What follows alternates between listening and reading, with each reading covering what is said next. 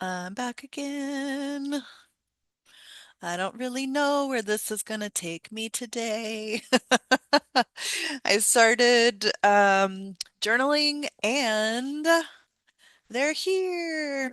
So, the Embodied Law of Attraction Journal, fourth edition. I have sent myself and a friend of mine this version, and I will already be revising it again. There are some things that I had taken some things out and I want to add them back in because I believe them to be important. And when you go in, there's instructions and room to write, and then there's yeah, it's super fun. I want the paper to be, there's a QR code to join if you want to play Telegram style, which again, link is in the description here, so you don't have to wait for that. And if you're not watching the video, just know I held up the journal, the real life copy, real life version. And I do want to change the cover as well. The Kindle Direct Publishing, which is where I created this. I've used them and Lulu. Kindle Direct is just a lot less expensive for author copies. It's like less than $3 for this. But Lulu has a better, in my experience and opinion, like easier cover creator and options. Like they have like a spiral bound option and stuff like that. It's just more expensive. Um, so anyway, I'm gonna update it again. But for now, I'm playing with it, enjoying it. I just want to summarize what happened in the last video I made. So fear, the gateway to safety. The fear that I came through was related to trying to create my business again and failing or flailing alone. And then the safety that I came to was getting help. Like if I had help, that would help me feel safe. And it would need to be the right kind of help. Like I said, I did hire different coaches and things like that to help me along the way, and it didn't help. Whatever they offered, whatever spaces I was in, like that, it wasn't working. Now, as I'm going through this process in my journal, some things are coming up. So that's what I want to explore with you a little bit today, slash with myself. I mean, really, this is about myself. You're just getting to witness it. If you recall, I had given myself some homework at the end of the call. So because help would make me feel safe or help me feel safe, my homework to myself was to make a list of a dozen things that I could do for help with my business. So I got to six, but that's fine. I'm gonna explore them anyway. And they are so the place where I get stuck is the place of attracting an audience. So I got to something deeper today, and that's where we're headed in this conversation or this monologue. And it's very probably the thing that, or, in conjunction with some other things, the thing that has inhibited my progress. So here we go. First, my homework. So again, my fear, trying again to build a business and failing or flailing. And what I found safety in is getting help. So 12 types of help, which are actually six. One, spreading the word. So I reach out to, and I feel vulnerable saying these names, but they're the ones that came to mind. I reach out to Oprah, Glennon Doyle, Tony and Ryan, and I ask them to share my work with their audience. And I have freebies, like, share the freebies. It's not a big deal. Just to get my work in people's awareness and hands. Number two, I reach out to 23 different podcast hosts and ask about collaborating. And I have a funny story about this. It's funny to me. I don't know if it's funny to the person, but I have a friend who we have talked about business for the last 2 years. Like she and her business, me and mine. Neither of us have gotten it up and running. She has a lot of business knowledge because she has worked for a number of coaches and very successful entrepreneurs. I have a lot of knowledge because I have accumulated a lot of knowledge in trying to build a business. But one of her things that she said for years was she wants to get herself on podcasts. Like that's how she wants to build her business. And so she had been saying that, I said years, but she had been saying this for about a year and a half to me. And then she finally did reach out to podcasts. And as soon as they started responding to her, she was like, just kidding, I don't want to do this. It's too much. It's too much. And if you do any kind of manifestation, anything, you've heard this and it's absolutely true. Like action, action, action is going to be such a clarifying place for you. If you keep thinking, I want to do blah, blah, blah, blah, blah, it's going to be the answer. Go, just please go do it because you will find out. For her, it was too much. So this thing that she had been pondering on all this time was not the right, at least it wasn't the right moment for it. Maybe it's the right answer later. But it was too much energy suddenly. And I never wanted to pitch myself to podcasts until I wrote it down. And this is actually the most interesting thing on my list to me at this time. So that could be interesting. We will see.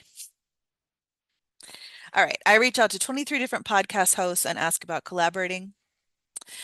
I reach out to the business coaches I know and hire them to help me promote. I pay them. I like this one too. I wonder if I could go on Fiverr and like find this as an option. Hire one Gen Z, one Millennial, and one Gen X person to each edit videos for me. So these videos, and they can create the promotional marketing videos from them so it hits different generations. Get a referral program going.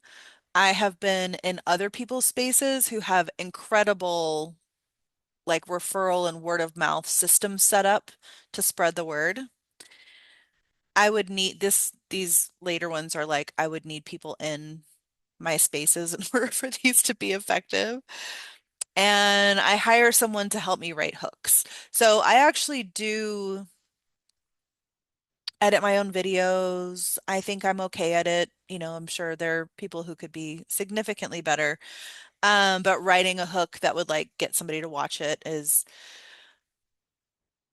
not a zone of genius for me. Again, I'm okay at it. And also, all the other aspects of business are pretty okay for me. Like, I have set up my own website a dozen times over. I create a online classroom. Like, that's fine for me. Creating videos is fine for me. Creating podcasts is fine for me. Like, all of that structural stuff I'm good at and I'm okay doing until I have a big enough business that I would like to outsource it and focus more on the teaching, but it's getting the people to me. So this was my self-proclaimed homework from last time. And I thought, am I just going to go on the video and tell my homework? No. So let me take it a step further. And I went to, in the journal, the doubt section.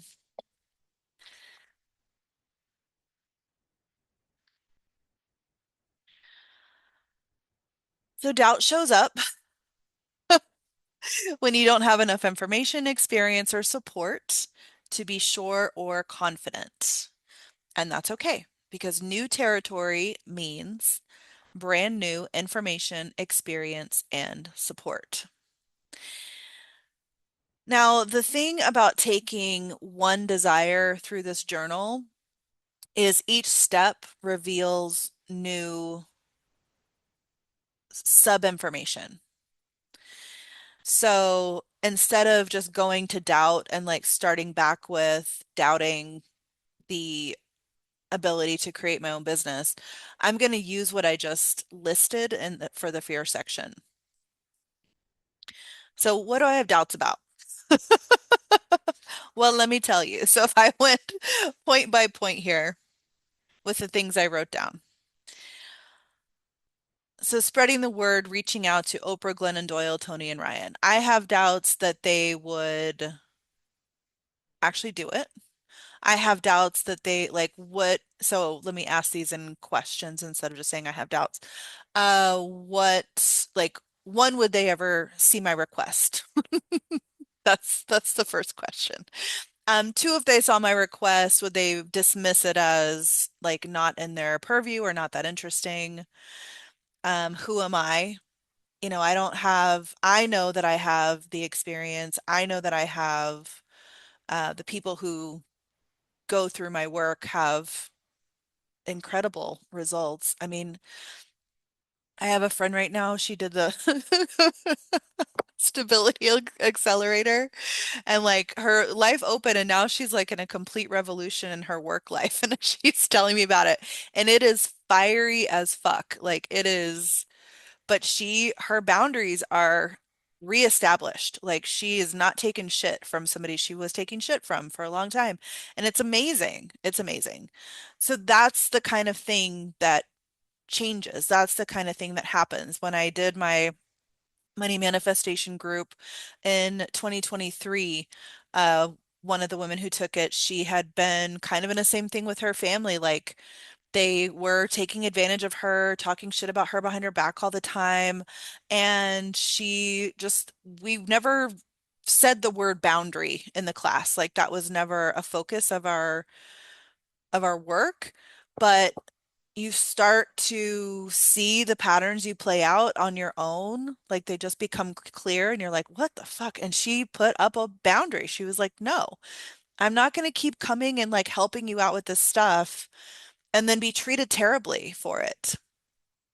And so she like really created a lot of space for herself and really created a lot of peace and really saw where she was being taken advantage of and she wasn't being supported and she like really needed people to lean into and her family just wasn't ever that. And I mean, I just love that. You know, I think boundary feels like a boring word. But it is powerful. It's so powerful when when you just naturally step into the place of claiming a new standard for yourself. It's all about the new standard. And so I see this happen. I have something in my eye if you're watching the video and wondering why I keep winking at you. I see this happen to the people who go through the work that I offer, and it's beautiful. It's beautiful. It's incredible. I love it. It's like it's my favorite thing. So I know it works for the people who utilize it, but I don't have like,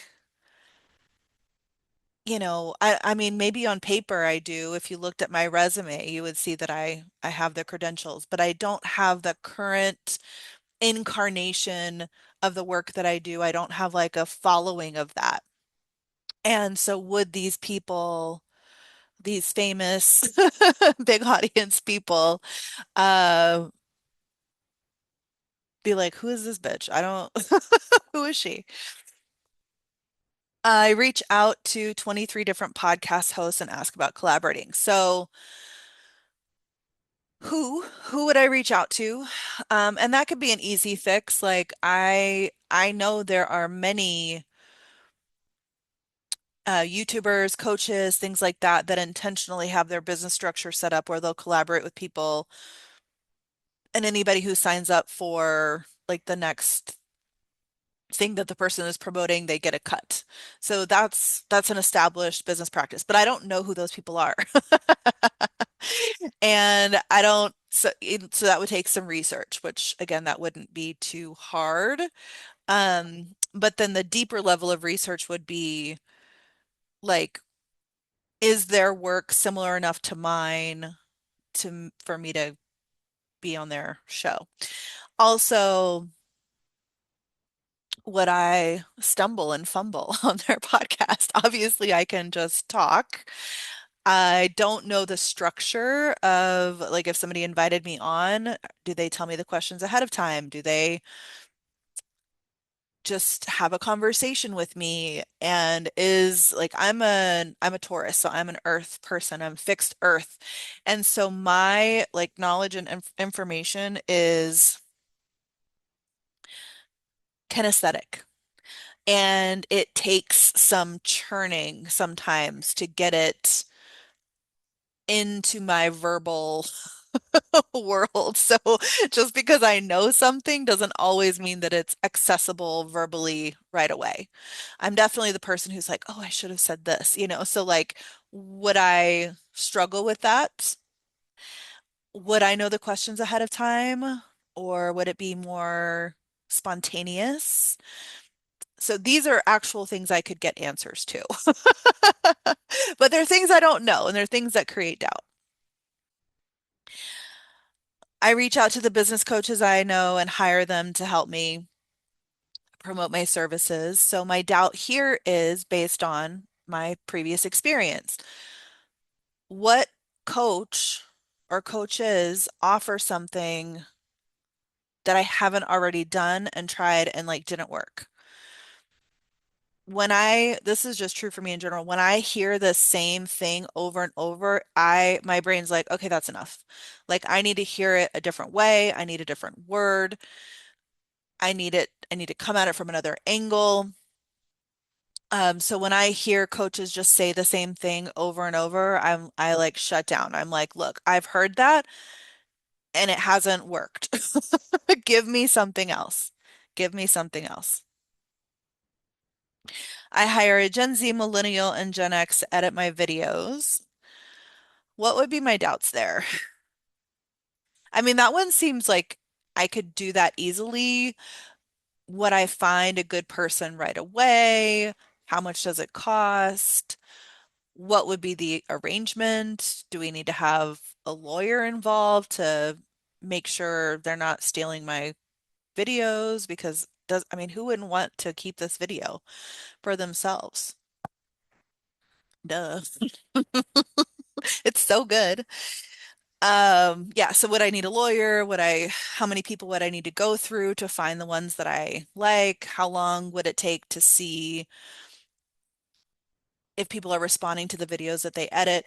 I did talk to a company at one point, 3 Second Media, I believe they're called, and they edit the videos or they create the videos for you and they do a hook because they're like people have to be engaged in the first 3 seconds or else they're moving on. And so they create the videos, they tell you how to create the videos, they create the hook based on your business. And I was doing a one-on-one sales call with this guy, and which is so funny to me because this was like the perfect example of what my point was. And so he was telling me the process. I never got like what they charge. I don't know what they charge. They do only they take a percentage off the videos that do well at some point, but you pay for something up front. Anyways. And so their whole funnel leads people to your sales call. And I have been around the block enough that, sales calls are a bit of a older paradigm. And I want my media to capture people enough. I don't mind answering some questions. Like that's not what I mean, but I would love to do that just like in my DMs and I could do a voice note and I could call somebody. But I don't want the whole funnel to lead to sales calls. That is really annoying. I don't want to book my schedule up that way. I was on a sales call with him. It wasn't his business, but he was just like sitting at home in his little closet office room.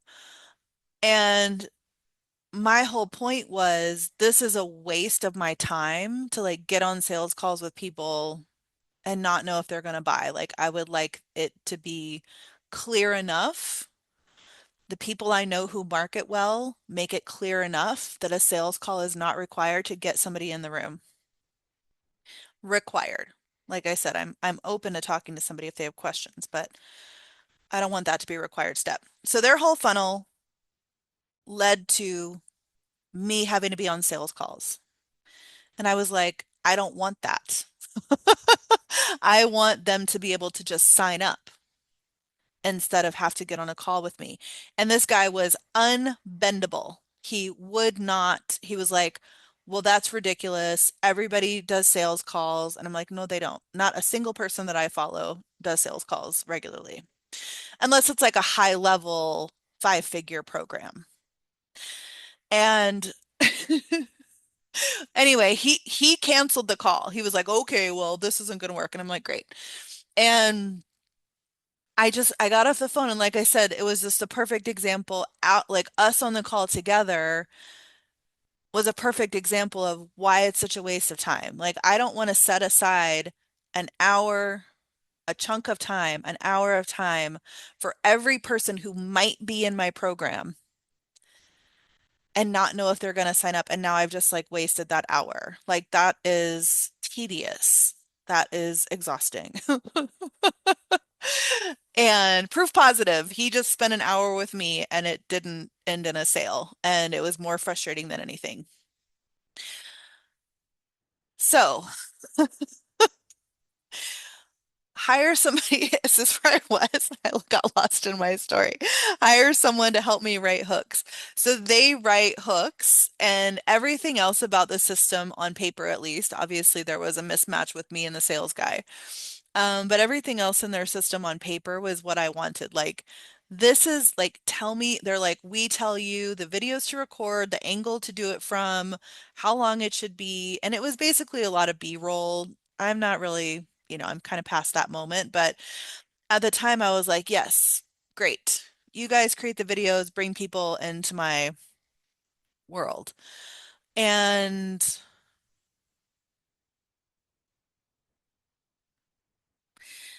and then their system was not in alignment with the way that I want my business to run. So we were talking about doubts. So what don't I know? What don't I know? I don't know if there's a system that would support what I'm looking for. Do I know what I'm looking for? I have had my business on hold and I've just let it sit in the background of my mind and kind of germinate and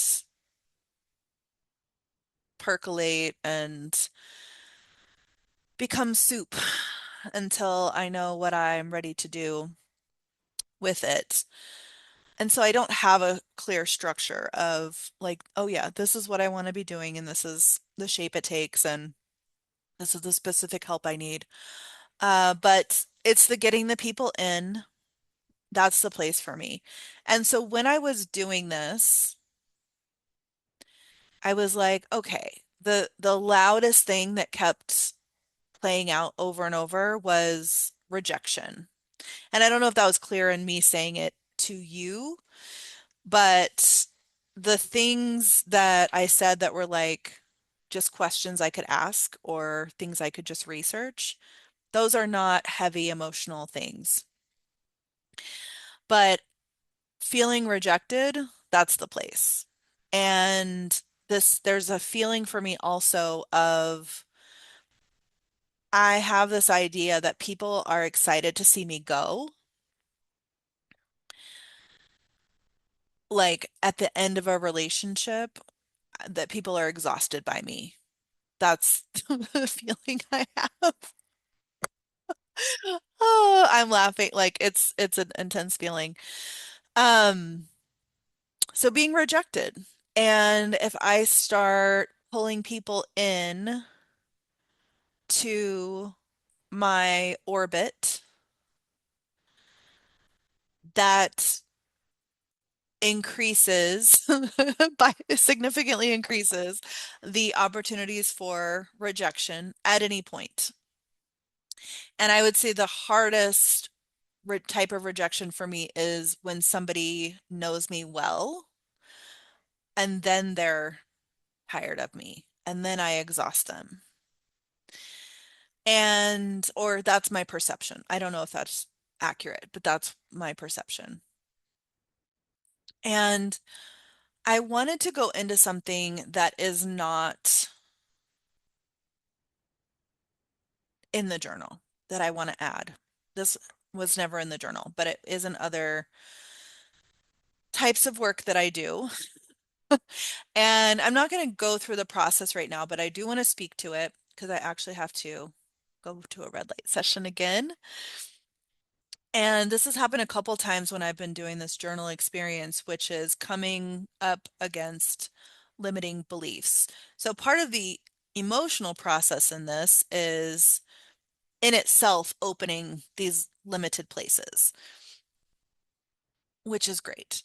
And then sometimes you'll just come across, like, for me, it comes through as words. So it's not just a feeling, it's the words. Like, people are exhausted by me. People are excited to see me leave. Like, that's a story that I have that came through when I was doing this. And I feel like I have a lot of evidence of that in my life.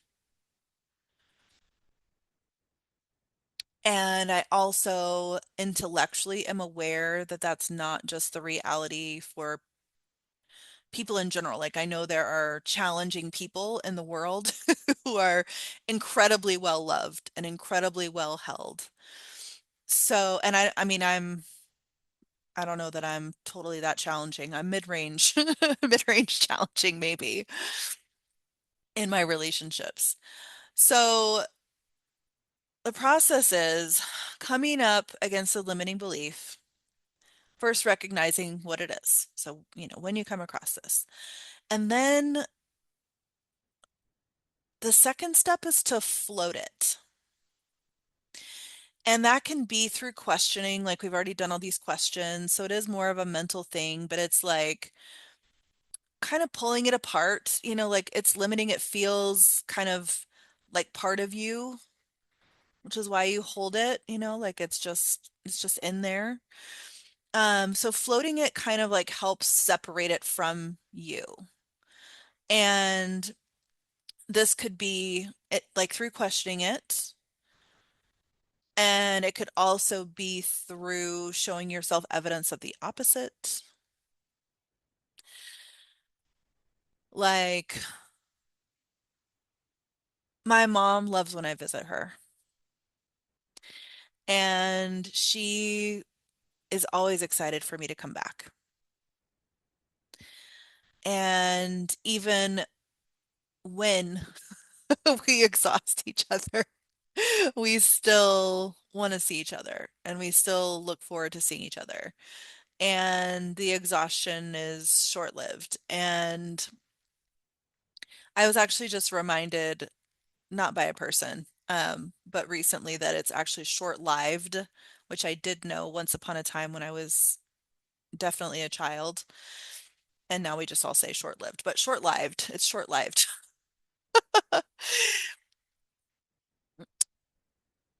That exhaustion does not mean eternal rejection.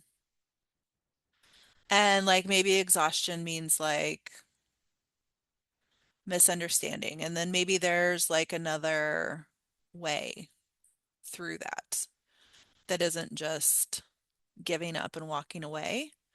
And I'm thinking on both sides because I do this with people too. And so I said I wasn't going to do it in real time, but I am. So floating it. So I've already kind of broken it up a little bit, and I'm like, it's when it's nebulous and opaque, it's hard to fucking deal with. So the point is to separate it and make it like you can see what's inside of it. You can see what's holding it together and like dismantle it a little bit. So then, what is the emotion inside of it? So once it does no longer feels nebulous, opaque, a part of you, feels lighter, question the reality of it. You realize the reality is not fixed. Maybe it's not even true. What is the emotion inside of it? And for me, the emotion is deep grief. So I'll probably do that one next in the journal, not today. But I've mentioned that a couple of times. Like I have this place of deep grief inside of me. And then what is, and if I were doing this on my own, I would sit with that a little bit longer and feel the sensation of it and like come to the resonance of it a little bit more. And then what is this feeling and story? Like, what is it protecting me from? What is it keeping me from feeling? And for me, this one, the step, like, I just need to go a little bit quiet and kind of listen for a moment.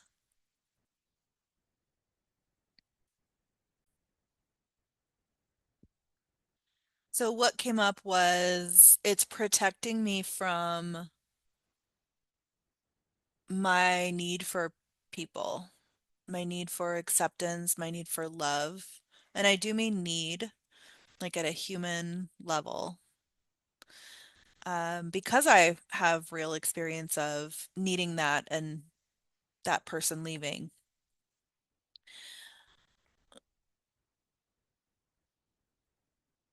And then, as with every other part of the journal, if that's the need or that's the desire, connection, other people, love, then I get to name where I have that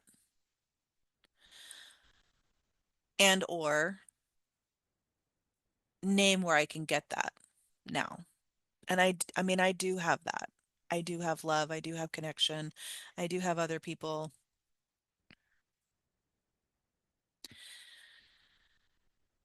So now that story doesn't have as strong a hold. And I know inside of that story is, I mean, we've been here before. Usually your usually your limitations are a couple of really potent things that are the same every time we get to them. We're like, oh, we're here again. Um,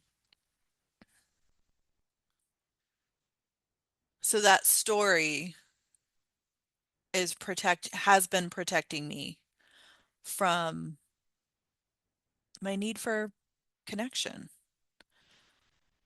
and people and love and touch and being held, like energetically held, maybe more than physically held.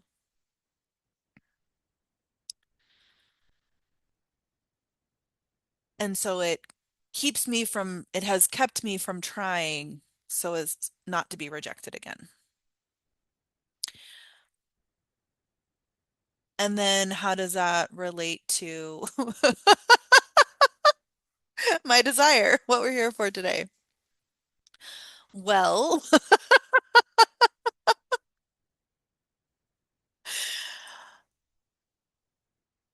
my fear of attracting people into my business is because I'm afraid of them rejecting me and then me losing the connection I thought I had. The I mean, whenever I teach, it's a co-creation, like I'm facilitating, I'm leading it, but it's everybody. Everybody's doing it together. So then like losing that web or pieces of that web as people fall away. And then I have a part of me that's like, well then, fine. I'll reject them first, whatever, which is, not useful either.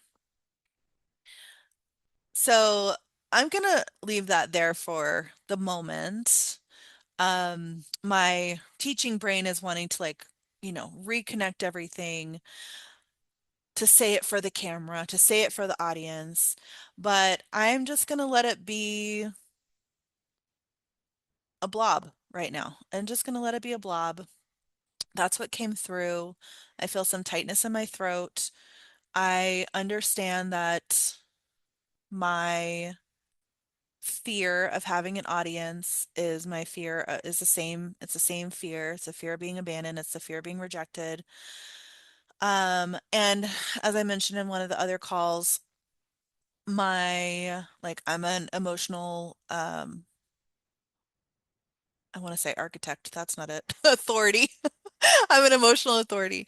So it takes some time for like these things to kind of integrate and settle. So I'm just going to let that be there. And yeah, I'll come back later with some insight, I'm sure.